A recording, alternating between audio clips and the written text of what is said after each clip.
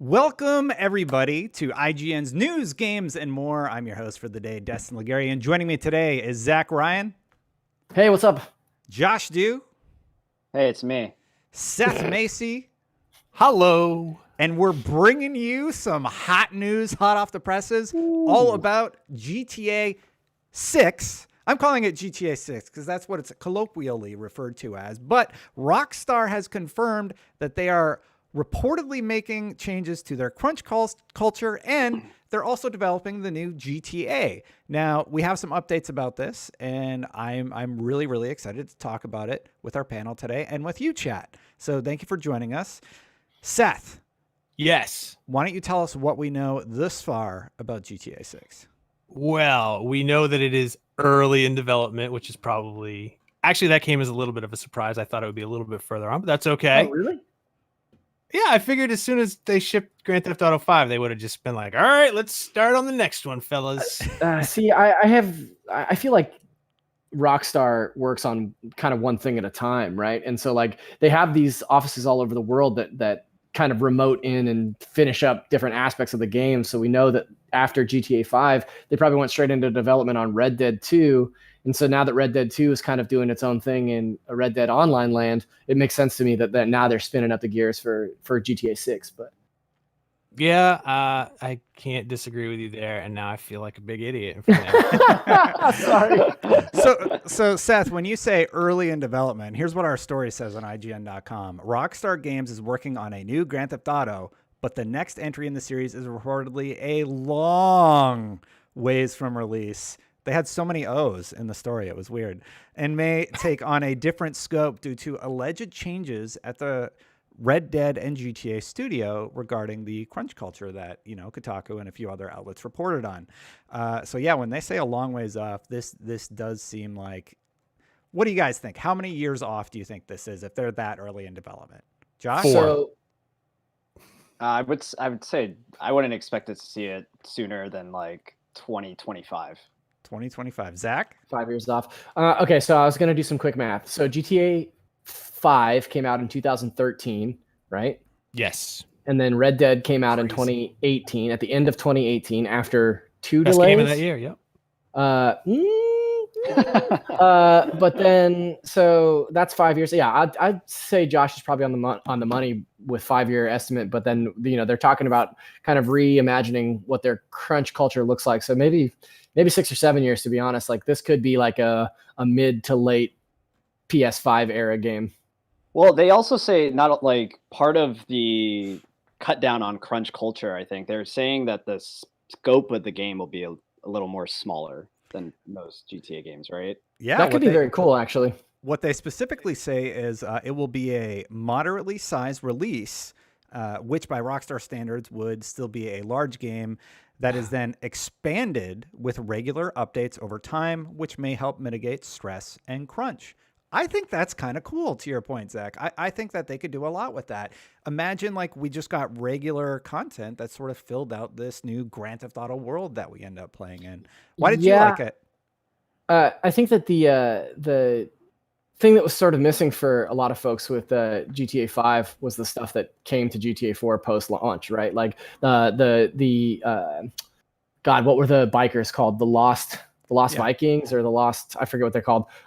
They're just called the Lost and the Damned. That's what it was. And then the Ballad of Gay Tony, like two amazing, like content-packed DLCs that came out post-release. But then GTA 5 didn't see that kind of post-release, right? Like it just had, I mean, the GTA Online is an absolutely insane platform that just continues to get like crazier and crazier. But yeah, I think that philosophy, you know, is kind of leaves some fans, single player fans, wanting. And so like I think that it could be a cool thing to do like a full GTA 6 story mode, and then you've got separate teams working on GTA 6 Online, GTA Online 2 maybe, and then also some single player DLC could be really cool. Yeah. Seth, what are your thoughts? I understand that they have to move past crunch, and I'm not trying to like say that that's not significant, but I don't want a kind of smaller. I want it bigger. I want like 2 cities. How's that? Take it back to San Andreas. San Let's Andreas. get 4 cities in there this time. That's what I want. Seth was talking. This is a little behind the scenes for you guys, but Seth was talking before the show started about how he gets too distracted by open world games, and yet here he is asking for bigger open world games, more I cities. wasn't saying that it was a bad thing that I get distracted. I like to get distracted. I like to lose myself in a fully realized world. I like to watch, people crossing the street and bumping into each other as if I weren't even there, and then running them over with a motorcycle. Sure, that sounds good too. And one thing I wanted to ask you, Destin, just taking a look at the panel here, it seems like we've all got bitchin' mustaches going, and I was just wondering where your mustache is. I shave. I got to keep it clean, man. My wife demands it. Boo. Yeah, I feel like it'd be a little weird seeing a GTA game that is smaller in scale, though. Like, I feel like Rockstar has done with GTA 5 and with Red Dead 2 now, like just these big, vast open worlds, and that's kind of what they're known for. And if they come out with GTA 6 and it's suddenly like maybe even 3/4 of the size, it would feel a little bit of a letdown, I'd say. Yeah. So chat's like popping off. They all seem really, really just excited to see Grand Theft Auto 6. Do you have any updates from our Twitter reactions or our Facebook reactions to this news? Did people comment on the scale at all, or what were their initial takes? Not a lot of people are commenting on the scale so much as like they're not holding their breath to see it anytime soon. I think they all are pretty they're pretty well aware that these things take a lot of time. And one commenter even said GTA 5 will continue to be milked until 2030. So don't expect GTA 6 anytime soon. And that's like the kind of theory that everybody's been running around, is just like, why would they make another GTA for profit, especially when GTA 5 online is still so profitable for them? Yeah, it just makes money hand over fist. Yeah. Well, not only that, but like GTA 5, regardless of the online or not, is the number one selling game month over month all the time. Like it's insane. Like every time I see it at the top of the NPD, it's like, how have we not reached market saturation on this? Like, how do people still need to buy this game? Yeah, there was a point of time where every new console was sold with a copy of Grand Theft Auto 5. So for every Xbox One, every PlayStation 4, there was a copy of Grand Theft Auto 5 bought with it. Mm-hmm. It's crazy. Yeah, it's really wild. So with very popular game. With the new GTA in development news story breaking today, I thought it would be fun to sort of start discussing some of the things that they could start looking at. We have a commenter here on the IGN article. WordXP says, make the next location Toronto. Not only are we literally called the GTA, Greater Toronto Area, but we're also called the Six. We also have literally every ethnicity on the planet, so you can do whatever you'd like with that. And then Rev said you'd have to apologize every time you steal a vehicle if it was based in Toronto. Hey, but that's my car. Sorry. But that's a great that's a great setup for the location. You know, we've seen Vice City. It took place in an earlier time period. GTA 5 was largely current times, you know, sort of aping on Facebook and the social media conglomerates. What time period or location would you guys like to see? We'll start with you, Josh. Wow. I mean, I feel I really like the Toronto idea, for one. I did not consider it before, but I think we've exhausted interesting American locations, unless we start going rural for GTA, and that doesn't. I don't want to play like Tractor Theft Auto. Sorry, Grand Theft Tractor. There it is. They had tractors in 5. You got there. Yeah, but I don't really. I'm not interested too much in going back to the past. I think GTA could still keep things interesting if they were current and modern. Yeah. Zach, how about you? Okay, hear me out. This sounds like a crazy idea, but what about GTA set at the turn of the century, like late 1800s, early 1900s, and it's all about cowboys coming to terms with a bygone era? I think that could be a really cool move for GTA. No, I'm a sucker. I'm a sucker for a period piece. I would love to see like a funky GTA set in the 70s.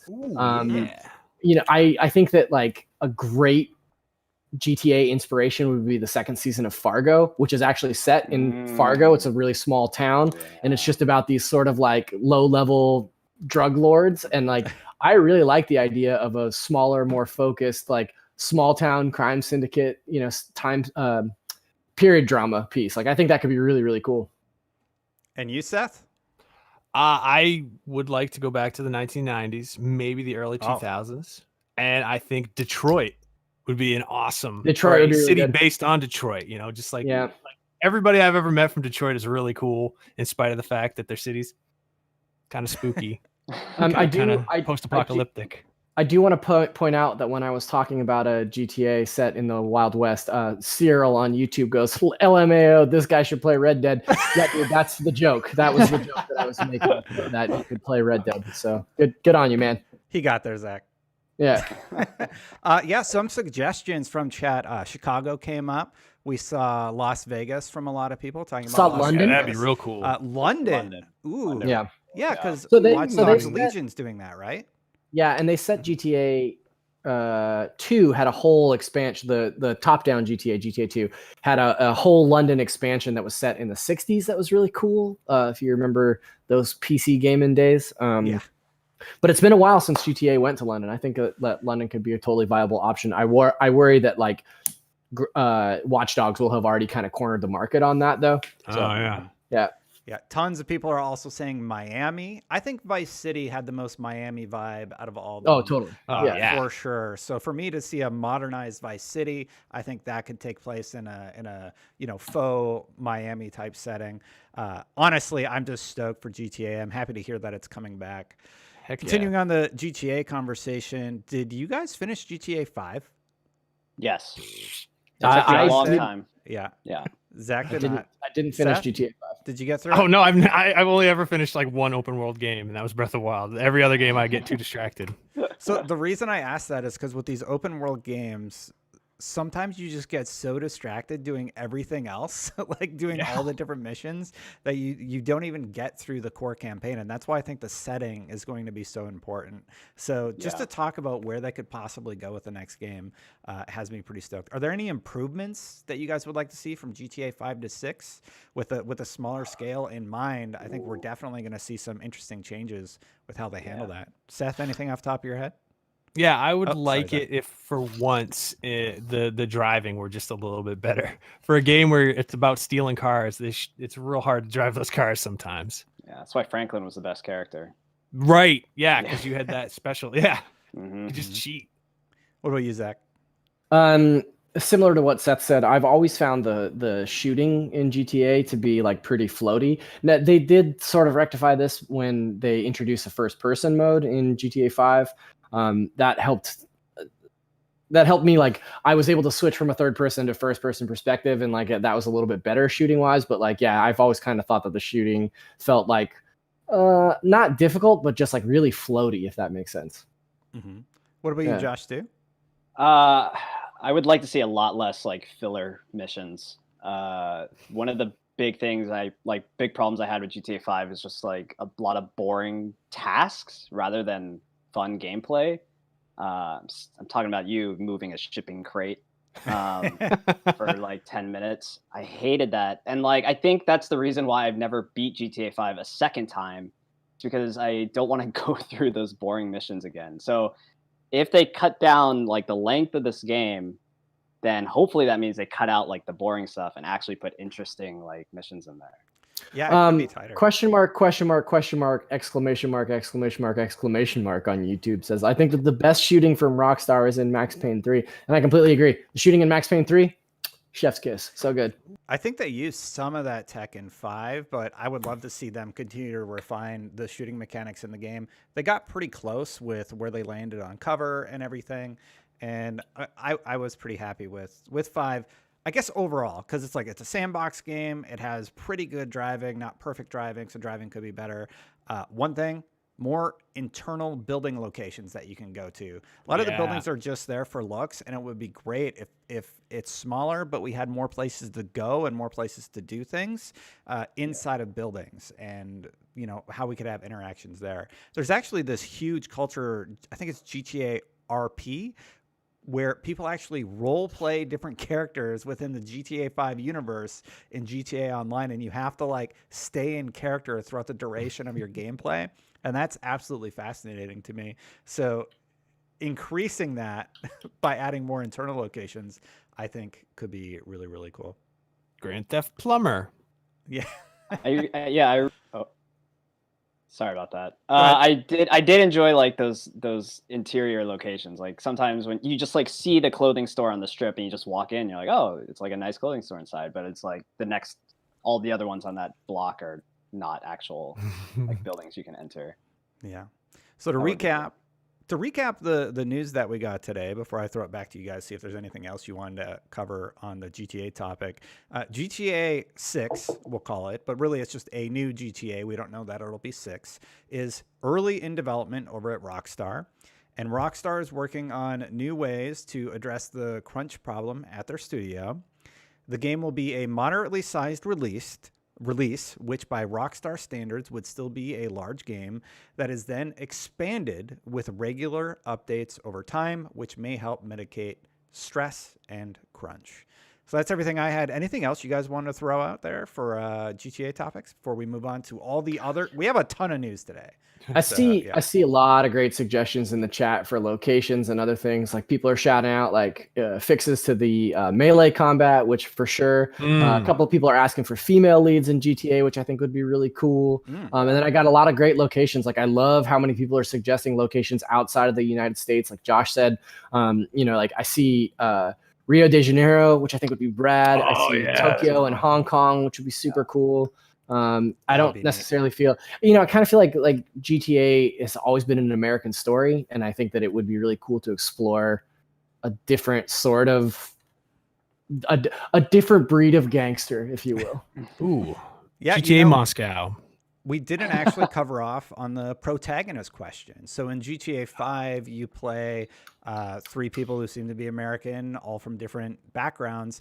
Are there any changes there? Vice City, we played somebody that wanted to be a gangster. He sort of, comes up through the ranks in the mafia. GTA 3 was largely the same thing, working his way through the mafia. So we've explored that story a few times. Do you have any thoughts about the motivations behind the protagonist that you think could work? Zach?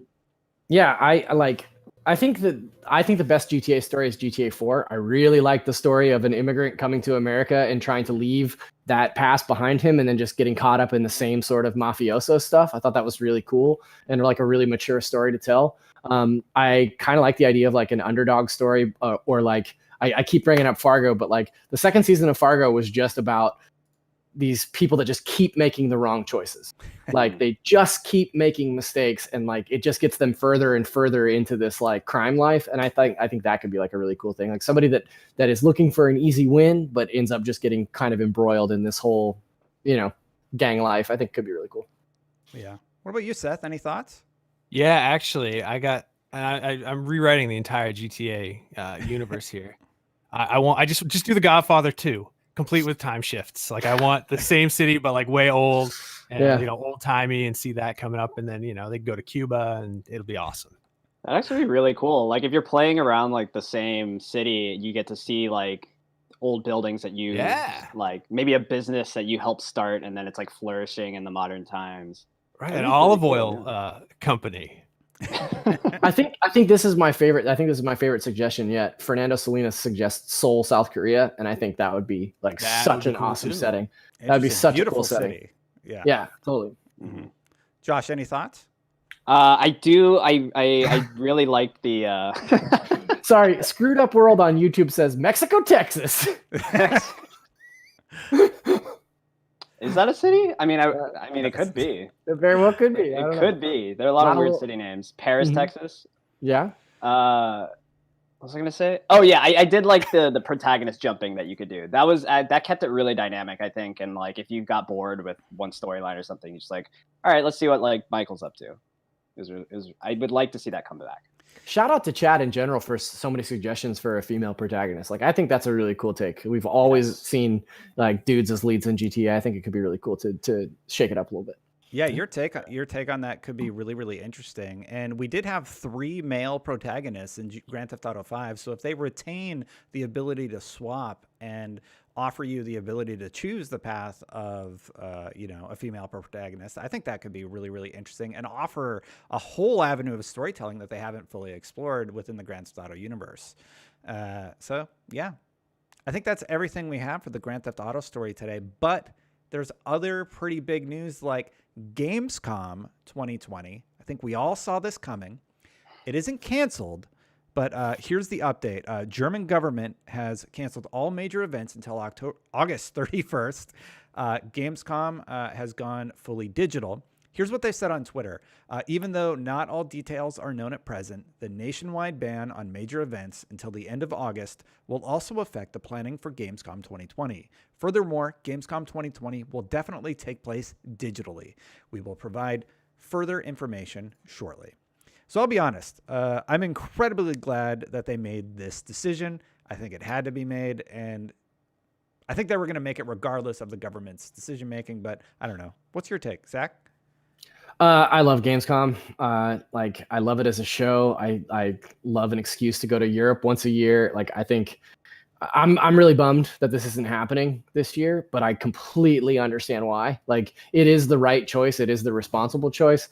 As an attendee to the craziest show in the world, like I am bummed to see that experience go away this year. I also think it's a really tricky year because this was the year for Gamescom to really take the number one seat, right? Like with E3 being the kind of mess that it is, or I guess not even existing this year, like Gamescom really had an opportunity to come out swinging and show the world that like, hey, we're not only the biggest, but we're the best games show. And you can bring those announcements from E3 here and still make the same splash. And now I think that, a digital event just doesn't, it hits different, right? Like it's just a different situation, I think. So You don't get to go to Germany for a digital event. that's true. And there's Yeah. like a lot of beer. There's a lot of beer that will go on drunk. There's a lot of pork knuckle that will go on eaten. Real bummer. The getting to hang out with the crew after a hard day's work and just pound some Kolsch is honestly like my favorite part of that event. The news and stuff is cool too, but getting to hang out. That's a very sloppy show. That's a very sloppy show. Yeah. Yeah. You get a lot of people walking in. You get a lot of people walking in the next morning, every morning of Gamescom, like, "What's up?" Yeah, we're fine. Yeah. Seth, what about you? Any reactions or thoughts to this story? I mean, I think it's a major bummer that it's not going to be there, but I'm only saying that selfishly because I have my passport now and I've been bugging everybody to let me go this year. So, I don't get to see the games. That's a bummer. I don't get to go to the cathedral with all the skeletons in it. That's another bummer, but maybe they'll have digital skeletons. I don't know. And last but not least, Josh, what's your reaction to the news, and what has Social's reaction been to the posting that they are going all digital? I know a lot of people wanted to go to this thing. Yeah, everybody's pretty understanding. I mean, even if the COVID crisis clears up by even maybe July, I feel like everybody would still be very apprehensive in going to the largest gaming show in the world. But I am mega bummed because pretty much every year I've worked here, the months leading up to it would be like, yeah, dude, you're probably going to go to Gamescom. And you're like, oh, sweet. And then I just like, if for some reason it doesn't happen. And then this year was the same thing. And it's like, oh, you know what? These are probably like, you're probably going for sure. Like we're really involved. And I was like, all right. And then they went all digital. I'm like, it's not meant to be. I don't think I'm meant to be in Germany. I don't think I'm meant to pound some Kolsch with the crew. Yeah, but if I could play devil's advocate, like what an irresponsible thing of your boss to tell you that you're probably going, and then God, how could they not see this coming? How could they not see this coming? False promises. Why? Terrible. I wanted to ask the chat, has anybody in chat been to Gamescom? Do we have any European viewers out there that like Gamescom, and how do you guys feel about this cancellation? Let us know in chat, and we'll read out some responses here. Yeah, Destin, how do you feel about it? Yeah, so honestly, I like going over there, but my wife is actually pretty concerned about the COVID-19 crisis. She is very protective of herself and of me, obviously being her husband. Did you know you should let her know? Yeah. You should, sorry to interrupt you, but you should let her know that one of the surefire ways to protect yourself from COVID-19, mustache. Yeah. Yeah. Grow yourself a little mustache. I will let her know. Some Kolsch. Yeah. Mm-hmm. Yeah. So I'm not that upset that, we don't have to go over there. It's kind of a scary process right now, talking about, flying halfway across the world and then coming back. And yeah, so I'm excited to see what they are able to do with the digital event, because they probably have a lot of announcements locked in for that time frame. And potentially we could, I got to be careful here. Sorry. I'm very excited to see what they do with their digital event. I can't wait. Stay tuned to IGN for more. That's what I'll say. Good save. Yeah. I did want to shout out. I did want to go back to the chat here. I Like Chicken says this would have been the year that I had the time to go, but yeah, it's a bummer. Certainly a bummer. And then Beats Games and Life says I've been. Gamescom seems like the only event centered around fans playing games, which I totally get. It's like such a huge fan event. And then last but not least, one more shout out here. For our friend Forchi says, breaking news, Destin's wife really likes him. Yeah, no kidding, right? So we've talked about the GTA news, GTA 6. We've talked about Gamescom. You know what? There's even more megatons that we need to go over today. And the next one, it's Cooking Mama, bigger than GTA 6, some might say. Cooking Mama drama. Creator, the drama continues. He says that Cookstar release is unauthorized and they're considering legal action. Seth, you're on NBC. Have you been following this Cooking Mama drama? Yeah, it's hard to follow because it just seems like a lot of back and forth. Like nobody knows really who made this game. It was a spooky haunted cabin in the woods, and this game was sort of conjured and thrown out, apparently now unauthorized. And I think Planet Entertainment is filing like a countersuit. They're like, no, we can put this game out, and you guys are the ones who are wrong. And the fact that they announced the PS4 version, and Office Create, who owns the IP, had like no idea that was ever even in talks.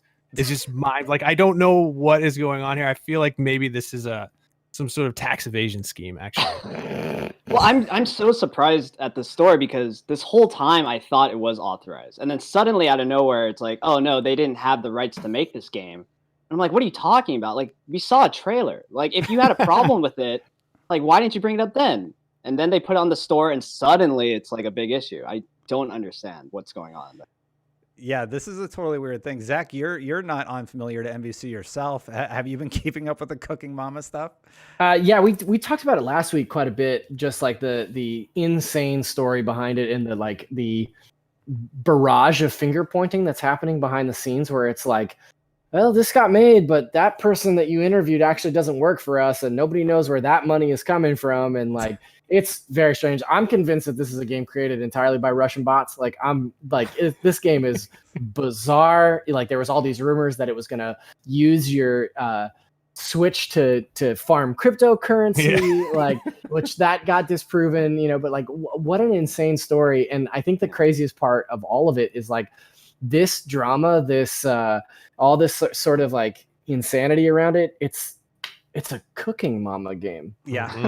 Like at the end of the day, it's the least likely franchise to be embroiled in this much like political strife. Yeah. Embroiled. Nice. Yeah. Ahead of release, the license holder rejected a wide range of deficiencies affecting the overall feel, quality, and content of the game. That's pretty damning. Like, that quote alone really, really jumps out to me. And the Cooking Mama story keeps popping off on IGN.com. So yeah, that's why we're addressing we had some pretty serious original reporting from Joe Screbbles out of our UK office, where like he really did some digging to try and figure out what the deal was behind this game. It's a great piece. If you haven't read it out there. Jason Christoph over here on YouTube says Cooking Mama King on Netflix this fall. I'd watch it. Yeah. I feel like we'd be talking about this story differently if it wasn't like a terrible game either. So we gave this game a 3 out of 10. Yeah, we did give it a 3. So it's not like PT where it like showed up on the store and then was like gone forever. It was like a bad game. And now it's gone forever. I kind of wish that I would have gotten a copy though. Yeah, like, right point, now like, that you might be able to. Yeah, it's going to be such an insane like hot commodity now that it's been sort of discontinued, and I wish so badly that I would have gotten a copy when it was easy to, because like I would like to just have that for posterity's sake. You never get card with a swear word on the back. You can get them right now on eBay for around $60, but there was a while there where they skyrocketed in value and then they kind of fell back down because I guess distributors got their versions and now they're in this like legal drama. Real quick to address chat, a lot of people are saying, especially on YouTube, hey, can you talk about GTA? We did it at the front of the show, and YouTube Live allows you to rewind to that part of the show. So you can go right back to the beginning. We talked about it at the top, and we went for about 20 minutes just on GTA 6. So if you want to hear what we had to say, just hop back there with the live rewind Hop back tool, to the top, yeah. and you can hop back to the top. I like that, Zach. Ooh. But if you're sticking with us at the current time code, we're going to move on and talk about this Ghosts of Tsushima. Please help Yes. me. Ghosts of Tsushima. Yeah. Gameplay update. Apparently, there were official PlayStation Magazine UK released this in-depth preview. And they were talking about how the game is going to have no traditional waypoint system, and you're going to use the landmarks and a plethora of things. Today, they updated their story. Zach, what happened here? I personally, I feel like I kind of have to recuse myself from much of this conversation. Like one of my best friends works on this game, so I you know, it's a little tough for me to talk about. But essentially, yeah, the reporting was pretty bungled, and you know, official UK magazine, PlayStation Magazine, reported that in their preview that Ghost of Tsushima would have no digital waypoints like most modern games. You know, you can set a waypoint and follow it, but that you would have to direct yourself around the world using only in-game objects. So like, here's this pagoda, like you have to like target that, or like a mountain, or, you know, a certain building, and that is apparently false. Yeah. So here's the specific quote. I'll save your bacon. Don't worry.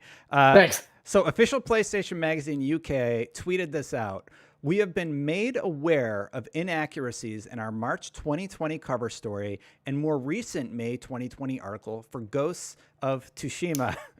The two articles were based on an interview conducted in 2018, as well as publicly available official blog posts and trailers. Both features were created without any new involvement from Sucker Punch and Sony Interactive Entertainment. We regret any confusion caused. Official PlayStation Magazine UK tweeted that. It's pretty shocked. I was shocked when I saw it was OPM. Yeah. Yeah. Josh, did we tweet this out? Did we get a... Go ahead. You, Seth, first. Sorry. I was going to say the source that they cited was the kid at the playground whose uncle works at Sony. Yeah. Well, it's weird that they pulled this information from like 2 years ago. And then they put out like a new preview, and it's like, why did you sit on this for so long, and why did you think it'd be timely now? But we did an original post on it. We just amended it. People they liked the idea. Super into it. Yeah. Everyone was so stoked on it. Yeah, looking at the gameplay of that game, it's like I would like to see as much of the scenery as possible and kind of just soak that all in, rather than have these floating, icons everywhere. But, it does make sense that having them would make the game a lot more accessible. Yeah, for sure. I actually am super into the idea of having waypoints that are just landmarks that you recognize. Final Fantasy VII, we talked about this on the show, but it didn't really reuse their assets for the making of Final Fantasy VII, and it helps further immerse you in that world. It was a story we covered on this very show. And if Ghost of Tsushima leans into the fact that it's just going to use environmental storytelling to really help you land and understand where you are in each location and where you need to go, I would love that. Seth, what's your reaction to this? Yeah, I am completely into that as well. Like, I mean, I couldn't immediately think of what that meant. Like, if they're not using waypoints, like, well, how is that going to work? And I was kind of excited to think, well, how is that going to work? Like, the discovery of it all, because I'm sure that it would have been amazing if it weren't, just something that they made up. A lot of our commenters drew comparison to Dark Souls as well, and how they don't use waypoints. I would say the little bit of difference, though, is that this game looks a lot more just wide and like free to explore than Dark Souls, which would make not having waypoints really interesting to navigate. Yeah, sure. I wonder now if they're gonna like see the positive response and be like, maybe we should just nix like the waypoints. Control F waypoints. That's all you have to do to make a change in the game. So real quick, that's the Ghost of Tsushima story in a nutshell, the name that I can't say properly. That's Chad was amazing. asking, It's incredible. I love Ghost it. of Tsushima. Tsushima. The T is Tsushima. messing me up. But Yeah. anyway, Chad is asking about some of the stories that have been really, really light. So I'm just going to cover off on them really quick verbally. The Crisis story, the Crisis Twitter account has woken up and they have been tweeting. They have tweeted receiving data and hey, Nomad, you're still with us, ? And that's all we've gotten from the Crisis account. But that's super exciting. And I'm sure we've probably covered it on the show the days that I'm not on. The second story was about the Marvel's Avengers trailer that was posted and taken down. That I believe was a mistake. So I actually processed that trailer on IGN before realizing it's actually an old trailer that we already had. So kind of not really a news story there. The next story that we actually had on the run of show, though, is all about Valorant. Valorant has been a hot topic because of just how popular the game is, everybody's impressions of it, watching it and getting in. But one of the things that you might not expect is that the anti-cheat has been the bane of a lot of PC players' existence. Yes, it's only on PC, but the point is it's on all the time. Zach, can you take us through some of the points about what's going on with this anti-cheat and why people are talking about it? Yeah, so I guess the biggest thing that people are having problems with is that it's on all the time. From the moment you start up your PC, it's just that this anti-cheat is running in the background, right? They had a quote here. Vanguard contains a driver component called VGK.sys, similar to other anti-cheat systems, and it's the reason why a reboot is required after installing. Vanguard doesn't consider the computer trusted unless the Vanguard driver is loaded at system startup. This part is less common for anti-cheat systems. So yeah, there's a lot to kind of unpack there. I think the main issue is that this thing is just running all the time and you don't really have an opt-in or opt-out for it. And the reason they do that is because they don't want hackers in their game. I'm all for it. Hey, if you're not taking a lot of CPU usage up, I am absolutely fine with you keeping that running. I do have access to Valorant right now, and I'll look through and try and find that task and see if it's running. No issue with that whatsoever. Look at what's going on in the Destiny community right now. That game is overrun with hackers. It's on Steam. There's aimbots. There's wall hacks. People are doing infinite res supers, and it's really, really hurting the talks about that game. Meanwhile, Valorant, it's a highly competitive game, really, really a lot of fun. And yes, Zach, I did get Destiny into this episode. I was going to say, it sounds like we should get CJ on the phone because it sounds like he's really messing it up. Get CJ Gibson over there. CJ Gibson, if you're over there working at Bungie, fix it, man. Come on. Yeah. I haven't spent any time with Valorant. I like the idea of like an Overwatch Counter-Strike mashup. I'm terrible at Counter-Strike, but I'm pretty good at Overwatch, so I can play that. That sounds good.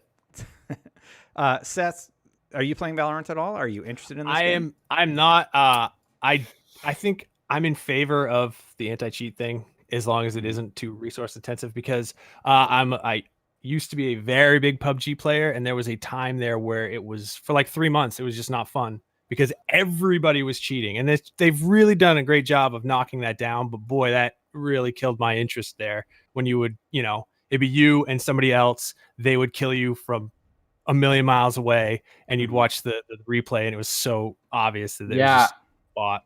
I agree with Seth's take that there was a time where PUBG wasn't fun, and that was from the time that the game launched up until the current time that it is right now. PUBG is an incredible experience. It's one of the greatest games ever made. What about you, Josh? Any read on this on your front? I'm not playing Valorant right now. I'm not super into tactile shooters just because I'm bad at them. Dog, what are you talking about? When we're in the office, you play Overwatch and Apex every day. Yeah, but that's with the controller. And also, I would not consider that like a tactile shooter. This if we're talking about like Counter-Strike style stuff, like I'm not up there. I thought you were trying to go pro. I mean, don't tell everybody. Now they'll know. But I remember the first time I got introduced to Counter-Strike. I don't know if you guys remember your first Counter-Strike game, but my friends in middle school like coached me. Like it was my first like online PC game that I played with my friends, and they coached me through installing it and everything. And then I got on, and like I was just getting wrecked. They're like, get the op. I'm like, what's the op? Like, and I had no idea what was going on. And I never got better. So So But I got better at other shooters. On the Valorant story, I think there was one quote that we could read on this.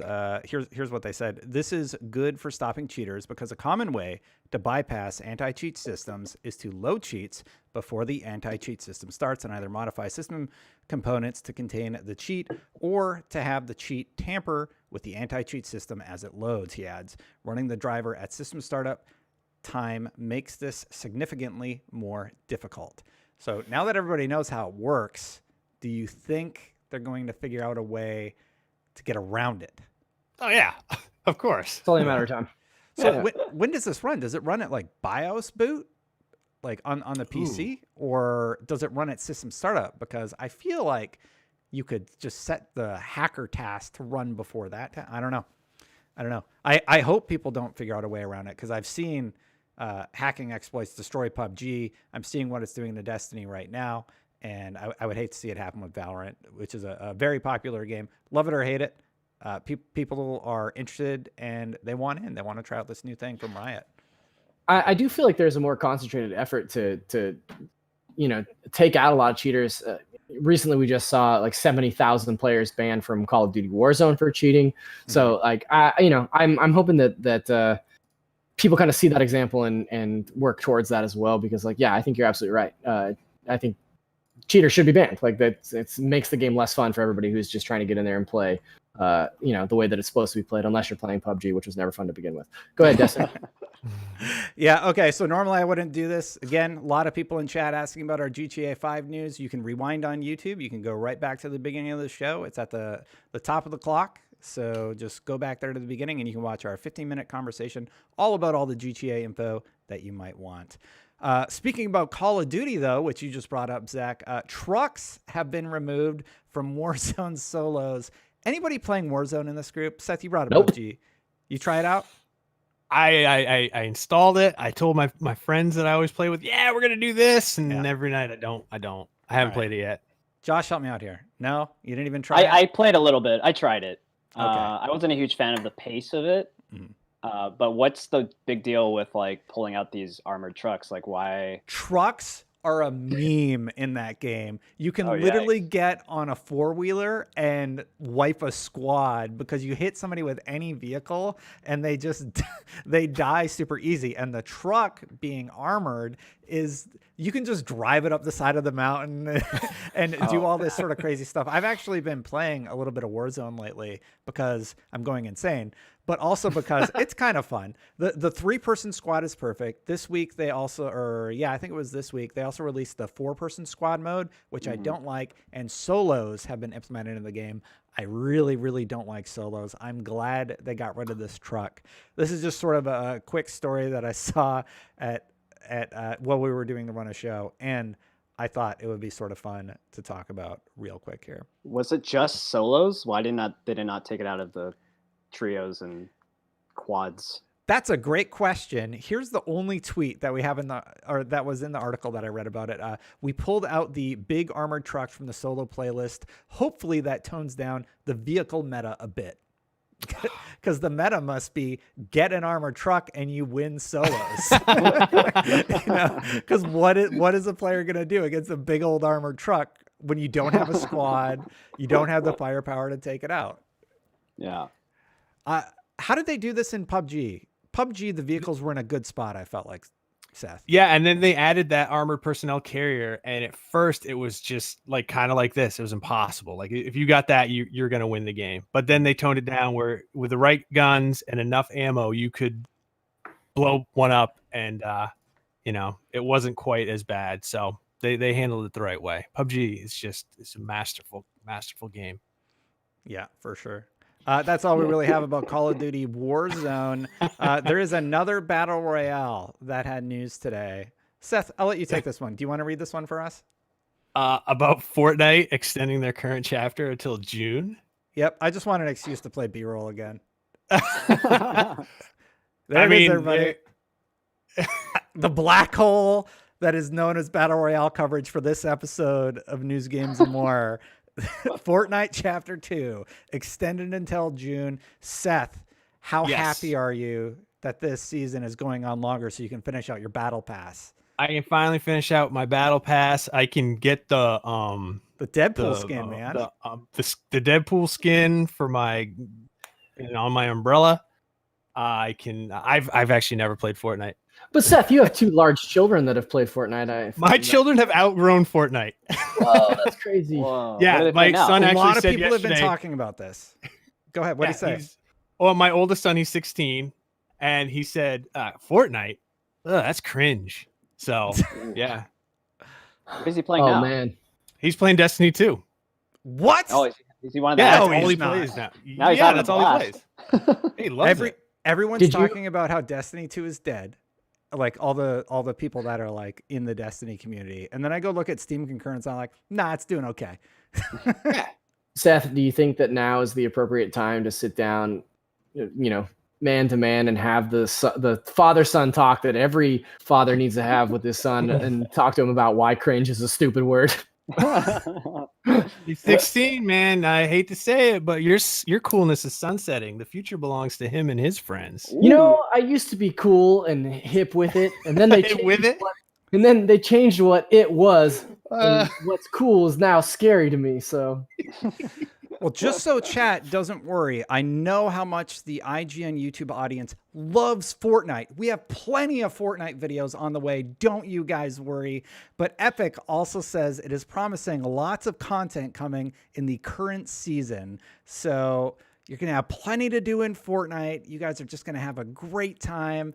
And we're just going to, you know what? Next week's Fortnite week. Director of Content Strategy, Destin Legary, made the decree that we're doing all Fortnite all week. That's what we're dedicating all our What's resources to. This is crazy, but right when you said that, all of our concurrent viewers dropped to 0. Weird. Oh man, that's so weird. Let's see. Let's jump to some of the, I'm going to jump to the end of the run of the show for those that are on the show with me, because there are some other movie sort of base things that we should talk about, including a new Doctor Strange. Who is the biggest Doctor Strange fan on this panel? Probably Josh too. Josh? No. You guys don't like Doctor Strange? I mean, think I Doctor like him. Strange is Would I cool. call him? dislike him. Yeah. Am I the biggest Doctor Strange fan on this panel? No. Well, maybe. Do you guys all hate him? No, Then he's fine. I'm not the biggest fan. What a Josh- I mean, what a lucky coincidence. His last name was Strange, and he turned out to be such a strange guy. Wow. Deep thoughts Almost by like Seth Macy. someone made it up. Um, Josh, yeah, go ahead. I like Doctor Strange as a character. I would rank the first Doctor Strange film as like kind of lower on the scale for MCU movies. I think I love the actual ending of it. I think is really cool, but the rest of it is kind of fine. However, the news about this is that Sam Raimi has signed on to direct the Doctor Strange sequel after sort of a tumultuous kind of run up to pre-production here. That gives, for a while it was supposed to be a horror film, and then oh god, what was the guy's name that was set to direct it? Oh man, Peter. No, it wasn't. Starts with a P. Scott Anyway. Derrickson. Yep, exactly. Starts with a P. Scott Derrickson. The P is silent. Scott. So he was supposed to direct the first MCU horror film, and that kind of got the kibosh. And so now Sam Raimi has stepped in. Sam Raimi made 2 amazing Spider-Man films and one Spider-Man film that shall never be discussed. But so he's got superhero chops, and I think that Doctor Strange is actually a really good fit for him because he makes weird films, and this is a weird character. Some might call him strange, but yeah, I'm stoked that he's going to do it. I mean, I don't think they're totally nixing the idea of a horror movie either. Maybe Scott Derrickson wanted to push the horror in a different direction than Marvel wanted it. And since they are bringing on Sam Raimi still, who's got huge horror chops as well, they might still be trying to lean into that vibe. Yeah. Which I'm really excited for. Yeah, like Evil Dead, Doctor Strange. Okay, that sounds awesome. Mm-hmm. Okie doke. Sorry. I like the. Anybody else think that Destin's maybe been here? Austin. The next story that we're going to talk about here, yeah, no problem, is that the bizarre serial-based Doom conversion Chex Quest is getting a Steam remake. Seth, you're a 90s kid. Do you remember Chex Quest? I don't, because we had Macintosh computers growing up for some reason. So I get to watch everyone have fun on their computers, and I get to Use hypercard stacks. So Chex Quest was a weird free game where you played as a Chex man that does a lot of first-person shooting. It was so strange. Yeah, and I remember playing it as a kid. It's a very weird time that this would come back as, I don't know, like in terms of brand awareness, pretty strange that this is like back, but I'm not opposed to the idea. I think it's kind of cool that they're going to do this. Like, is it a remaster? Does anybody know if it's a new Chex Mix game with the Chexmen? They're just up-resing the original. It's going to be 4K. Yeah? I don't know if that's true. I don't know anything. Wait a minute. That can't be right. Chex Quest HD received a Steam page yesterday, so six-player characters. It's got split-screen multiplayer, which, you know, everybody was Chexing back in the day. I think that this that's what we called it. We'd go over to each other's house and be like, "You Chexing?" And be like, "Yeah, dog." No, that's a lie. This is a really great description here. The Chex warrior repels the Flemoids from the planet Bazoik with his Zorcher, creating colonists in the process. I've never heard a more 90 sentence in my life. You actually wild. You mispronounced it. It's Bazoik. Okay. All right. Wait, what's their nemesis called? The Flemoids. Flemuloids. Yeah. Well, you threw an extra couple of syllables in there, but sure. Flemoids. The Flemoids. Okay, well, that's a story that nobody cares about, obviously. So let's move along. There's also this weird thing about Quibi. Quibi's going to let people watch on their TVs after viewers complain, which I kind of think defeats the whole purpose of Quibi, right? So Quibi, for those of you that don't know, is a premium content app that allows people to watch essentially like short bite-sized series that are engineered to be watched on your phone. So like you can watch it vertical, you can watch it horizontal. But apparently customers weren't super into that. And Quibi Holdings, the upstart streaming service designed for smartphones, is going to let customers watch shows on their television screens now. The option may be available in less than 6 months. Chief Executive Officer Meg Whitman said in an interview on Bloomberg Television that Quibi shows made with big-name talent like Steven Spielberg and Chance the Rapper, I always put those two in the same league, are currently only available on mobile platforms and tablets. But with viewers quarantined at home because of the coronavirus pandemic, many users complained about being limited to small screens, so they're going to try and put it on televisions. I'll say that I took a look at my first Quibi series today about a woman who is obsessed with a golden arm that's killing her. And I couldn't tell if it was drama or comedy or some kind of satire. I loved it. And now I'm a big time Quibi fan. I'm a diehard Quibi guy. So sign me right up for that. The biggest problem I see with it coming to your TV is like, I got a 55-inch screen. I'm going to have to turn that bad boy sideways. You don't have it on like an axis? Like you don't have it on like one of these guys? I mean, that seems like a you issue. Well, in our Quibi future, that's what everyone's just going to have. If you're going to wall mount your television, you better set it to spin, you know? I gotta be honest with you. Yeah. The more you tell me about Quibi and how bad it is, the more I'm getting interested in Quibi. Yeah, I don't know. The gold arm lady. I can't necessarily say that it's bad because the only thing that I've seen is this clip of this lady she's obsessed with the gold arm. She has a golden arm and it's killing her. It's literally dying, but she's like, love my golden arm too much. So like that sounds great to me. That's the kind of content that I want to watch. Yeah. Well, I don't feel like Quibi was like that's why I want it. It is. I think it. Yeah, it's out. I get it. Sorry, Josh. Yeah, you can get it. It's free. I mean, it doesn't have to be mobile. I don't know why they were like so stuck on like keeping it on mobile anyway.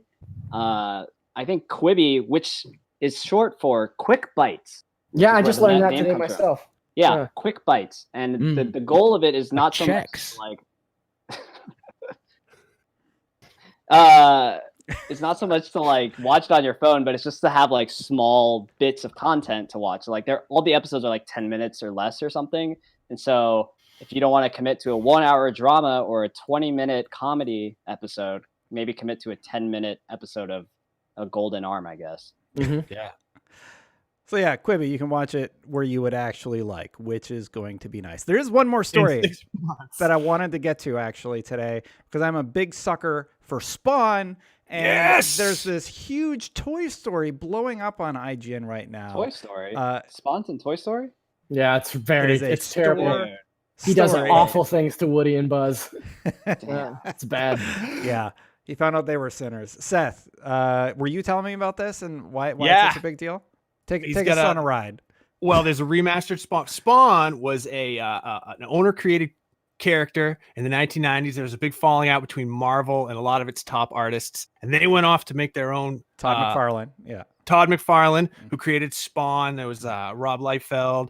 Sam Keith did the Max, which is a great show. Anyway, hell yeah, Max is great.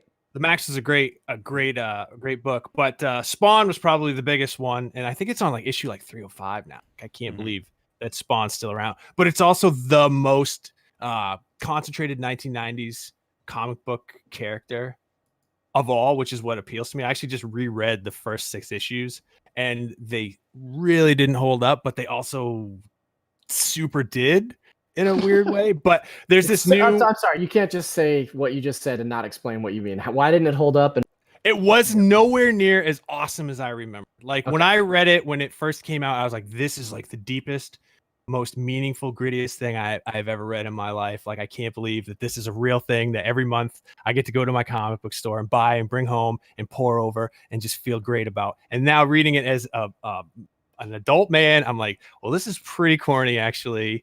But it's in sort of a cool action movie sort of way. Yeah, but in the 90s, you probably kept a couple of issues in your Jinko jeans, right? Like, dude, at all times. Yeah, with my PlayStation, because in those mammoths, you could fit a PlayStation in that back pocket. There you go.